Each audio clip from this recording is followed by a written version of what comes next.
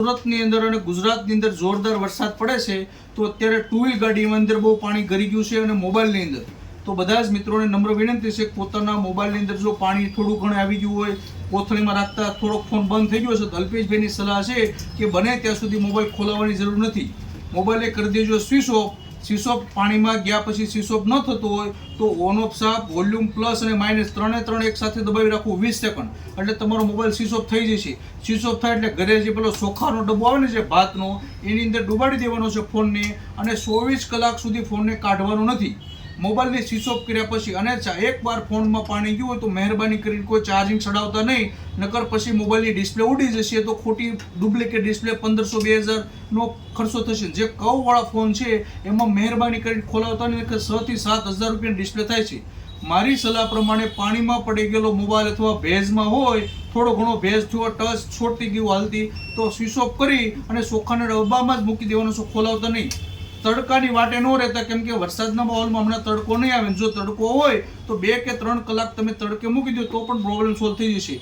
તો મારી સલાહ પ્રમાણે બને ત્યાં સુધી મોબાઈલ અત્યારે કોઈ ખોલાવવા નથી. અત્યારે મેં મોબાઈલની દુકાન ખોલી આજે તો સવારથી ઓછામાં ઓછા 30 થી 35 એવા મોબાઈલ આવી ગયા. કલ્પેશભાઈ ફોન પાણી અડી ગયું છે, જરાક પાણી કોથળીમાં હોય અને છતાં પણ ચાર્જિંગ સોકેટથી છે, ઇયરફોનના સોકેટથી, સ્પીકરથી પાણી અંદર થોડો ઘણો ભેજ લાગે એટલે ટચ તરત બંધ થઈ જતી હોય.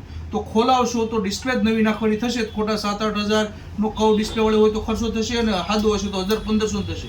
તો એ વાત મને મંજૂર નથી દોસ્તો. તો મારા બધા જ ફોલોવર મિત્રોને એક જ વિનંતી છે કે તમારી ચોખાના ડબ્બામાં મૂકી દો અને કલાકે જોવો નથી, 24 કલાક સુધી નહીં કરતા, બહાર નહીં કાઢતા, ડબ્બાને ઢાંકણું નાખી ડુબાડી દેવાનો, એટલે તમારા ફોનને કાંઈ પ્રોબ્લેમ નથી થતો. છતાંય કાંઈ પ્રોબ્લેમ હોય તો પેજમાં બેઠા છે, તમે ટેન્શન ન લેતા. બાકી જો કોઈ દુકાને જઈને ખોલાવ્યો એટલે ડિસ્પ્લે નાખવાની જ પડશે, એમાં કોઈ શંકાને સ્થાન નથી. અને એકવાર ફોન પાણીમાં ગયો તો બને ત્યાં સુધી ચાર્જિંગ ને બી ખબર છે કે એની પાવર આઈસી છે, મધરબોર્ડ છે, એ શોર્ટ કરવા કરે. તો ભેજવાળા વાતાવરણની અત્યારે માર્કેટની અંદર ઘણા એવા મિત્રો છે જે વિડીયાના શૂટિંગવાળા, હવે ઉપર વરસાદ ચાલુ હોય ફોન કાઢીને આમાં શૂટિંગ ઉતારતા હોય. અરે ભાઈ, એમાં ભેજ લાગી જાય તો શૂટિંગ દૂરની વાત છે, તું ખોટો ફસાશ.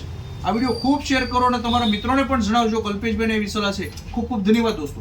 નથી હાલતું, જો હાલે છે અને કેમેરામાં પણ જો તો પણ પાણી છે. જો તો આને હવે ટચ નથી ચાલતું, સ્વિચ ઓફ કરવો છે તો પ્લસ માઇનસ ને ઓન ઓફ સાપ, કઈ આ પ્લસ માઇનસ ને ઓન ઓફ સાપ દબાવી રાખું છું. આમ પ્લસ માઇનસ ને ઓન ઓફ સાપ એટલે મોબાઈલ રિસ્ટાર્ટ મારશે. સખત દબાવી રાખો. જો મારો રિસ્ટાર્ટ આ રીતે બંધ કરી દેવાનો છે તમારે. તમારા મનગમતા મોબાઈલમાં થોડોક ભેજ લાગે તો આ ટાઈપના ચોખાના ડબ્બામાં મોબાઈલને અંદર નાખી દેવાનો અને આખો બડાટી અને માથે ઢાંકણું પેક